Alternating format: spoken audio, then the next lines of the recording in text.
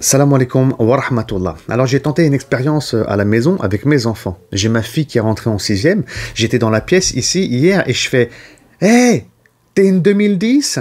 Et là tout le monde qui éclate de rire. Avec mon fils qui commence à faire espèce de... Et là ça éclate de rire, il n'y a pas eu de vulgarité, il n'y a rien eu, mais voilà, le début de phrase, tout le monde a compris et ça rigole.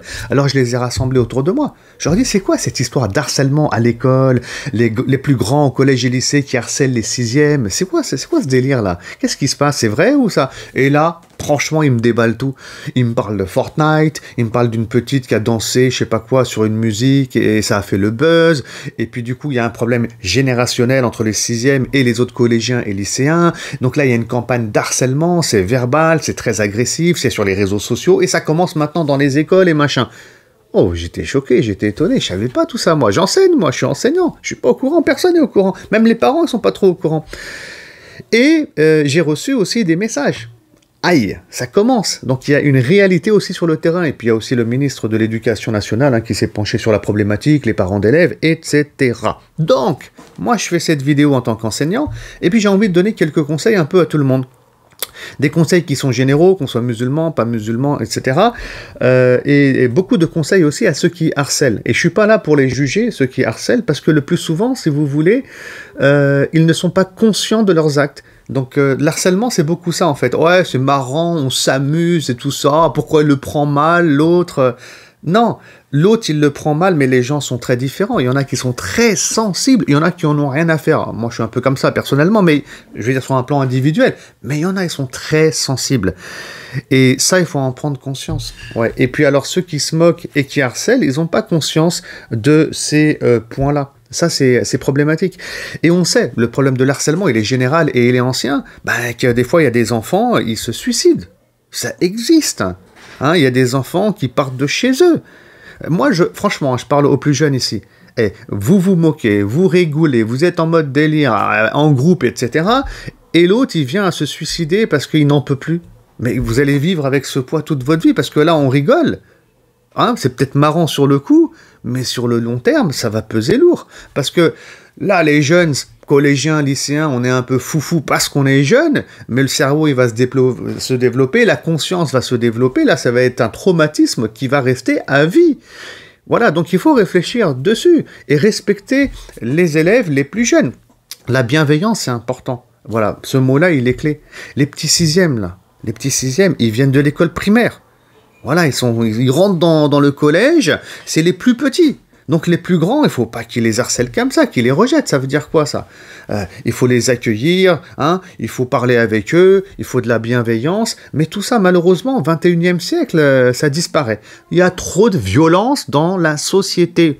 Bon, française, je vais parler de la société française, je suis français, mais il y a trop de violence. On voit cette violence sur les réseaux sociaux, comment les gens, ils insultent les autres, derrière des pseudos, ils se cachent. C'est un gros défouloir, les réseaux sociaux. Ça se voit aussi sur la route. Il suffit qu'il y en a un qui klaxonne l'autre il descend, il le tabasse. C'est quoi ce monde de dégénérés et de fous? Donc beaucoup de violence. On va pas ici faire une analyse et une enquête sociale, etc. D'où vient cette violence, c'est quoi les causes de la violence? Mais il y a une multitude de causes. Et donc, nous, en tant qu'êtres humains, on peut pas aller dans ce sens-là. Donc il faut qu'on tende vers une valeur qui est humaine, universelle, qu'on retrouve dans l'islam bien entendu, c'est la bienveillance, la bonté envers l'autre, le respect de l'autre. Ça c'est très important de le souligner. Deuxième point, autre point, attention à l'effet de groupe. Parce que, en fait, celui qui se moque des petits, des sixièmes, etc., ou qui est dans l'harcèlement scolaire, quand il est tout seul, c'est quelqu'un de bien, il est sympathique, il est conscient qu'il ne faut pas faire ça, qu'il ne faut pas agir de la sorte. Ça, c'est clair. Mais quand on est en groupe, ça devient un gros problème. En groupe, la raison ne fonctionne plus. Donc c'est une raison globale qui fonctionne. On se moque, on ironise, on insulte les gens, les autres, nos collègues, ils rigolent. Et c'est qui insultera le plus, quoi, en fait. Ça devient une compétition et un concours. Donc, attention à l'effet de groupe. Et puis, en islam, finalement, il est mentionné dans des hadiths, ça c'est important de le rappeler, que quand le croyant, il voit un acte qui est blâmable, qui est mauvais, et ça, l'harcèlement, c'est très grave, eh ben, le musulman, il peut pas se taire. Quand il entend aussi de la calomnie, de la médisance, bon, là, on est plus dans de l'agression verbale, dans de la moquerie. Bon, ça rentre dans les dégâts des mots, hein, bien entendu. Un musulman, dans le groupe, il doit agir. Eh ouais, il doit agir, il doit dire, stop, franchement, ça se fait pas. Arrêtez, hein, on peut pas traiter ce gamin comme ça. Donc, il doit agir. Pourquoi? Parce que s'il n'agit pas, eh ben, le mal va prendre sa place, le mal va se développer au sein d'une classe, au sein d'une école, hein, et les gens de bien, donc s'ils se taisent, il ne faut pas qu'ils viennent se plaindre que le mal a pris le dessus. Donc on doit parler, hein, en tant qu'individu dans la classe, on doit s'exprimer dans le groupe pour casser la dynamique. Donc je compte sur l'intelligence donc des plus jeunes pour, Inch'Allah, se remettre en question, être bienveillant, être dans le bon conseil. Je rappelle aussi ici un hadith du prophète Mohammed sallallahu alayhi wa sallam qui dit, hein, que quand on voit un mal, hein, on doit le changer par la main. Là, je m'adresse aux musulmans aussi. Hein. On a des convictions, on a une foi. Les musulmans qui vont aussi à l'école, collège, lycée, etc. Quand vous allez voir des gens qui harcèlent et qui font le mal, comment vous allez réagir? Pour ça, il a dit, le mal, il doit être changé par la main. Alors la main, ça ne veut pas dire que tu vas le tabasser, bien sûr. Hein. D'accord, ça ne veut pas dire ça. La main, ça veut dire que tu vas être dans l'action. C'est-à-dire que tu te bouges. Peut-être que tu vas aller voir le CPE, peut-être que tu vas aller voir la direction, peut-être que tu vas mener une action au sein de l'établissement, je ne veux pas dire créer une association, mais une action avec d'autres étudiants, avec les délégués éventuellement, pour que ce problème de harcèlement vienne à cesser. Voilà, donc une action. Et si on ne peut pas par la main, le prophète sallam, il dit alors par la langue, c'est-à-dire qu'on doit parler, on doit s'exprimer, on doit dénoncer ce qui est mal, sans rester dans le silence. Et puis si on ne peut pas, alors là, au moins qu'on ressente dans notre cœur, qu'on ressente vraiment un dégoût envers cet acte mauvais qui est en train de prendre place. Et ça, le prophète sallam, il a dit, c'est le plus bas degré de la foi, en fait. Hein. Mais c'est en même temps nécessaire, en réalité. Hein. Pourquoi? Parce que si tu bloques pas ton cœur et que tu ressens pas un dégoût, tu vas te retrouver toi aussi dans cette dynamique. Alors donc, on doit agir, tous à notre niveau, tous. Moi, en tant qu'enseignant, je dois agir, je dois être informé, je dois faire le nécessaire pour que ça cesse aussi avec une certaine pédagogie et avec de la bienveillance. Les parents aussi, il faut qu'ils parlent à leurs enfants. Ça, c'est important.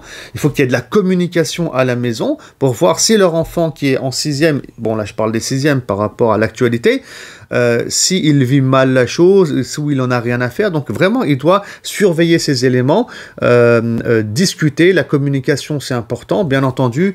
Ensuite, il faut qu'il y ait donc le CPE qui rentre en jeu, les enseignants aussi doivent jouer leur rôle. C'est vrai, il n'y a pas que l'enseignement des sciences qui doit se faire en classe, mais on doit aussi parfois prendre un peu de temps pour parler de ces problématiques. Et puis les plus jeunes qui sont harcelés, qui vivent mal l'harcèlement scolaire, moi ce que je conseille encore une fois, c'est d'en parler autour d'eux. Voilà, s'ils ont du mal à communiquer avec leurs parents pour X et Y raisons, il y a des adultes au sein de l'établissement. Il y a le CPE qui est présent, il y a le professeur principal qui est présent, il y a la direction.